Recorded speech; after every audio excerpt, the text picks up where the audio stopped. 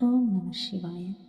దేవరాజ్య సేవ్యమాన పావనాగ్ని పంకజ జ్ఞాన యజ్ఞ సూత్రమిందు శ్రీకరం కృపాకరం నారదాది యోగి వృందవందితం దివంగరం కాశికాపురాదినాద కాలభైరవం భజే.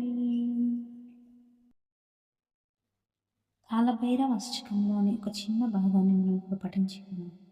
దీని యొక్క అర్థము, ఇంద్రుని చేత పూజింపబడే పవిత్ర పాదపద్మములు కలవాడు, పామును యజ్ఞోపవితంగా ధరించేటటువంటి వాడు, చంద్రవంక కలవాడు, అత్యంత కరుణ కలవాడు, నారదుడు మొదలైనటువంటి యోగుల చేత స్తుతించబడేటటువంటి వాడు, దిగంబరుడు అయినటువంటి కాశీ క్షేత్ర పరిపాలకుడు కాలభైరవునికి నా యొక్క నమస్కారాలు.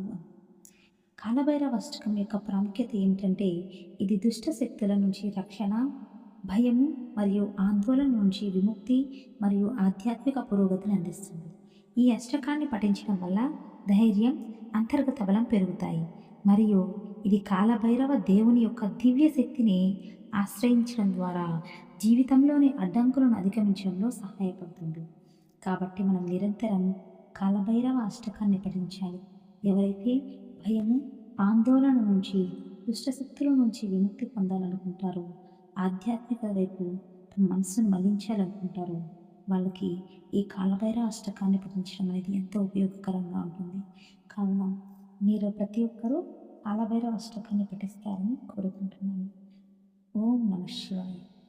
ఈ ఛానల్లో మరికొంత సమాచారాన్ని మీరు తెలుసుకోవాలనుకుంటే ఈ ఛానల్ని సబ్స్క్రైబ్ చేసుకోండి, లైక్ చేయండి, షేర్ చేయండి. Thanks for watching. ఓం నమ శివాయ.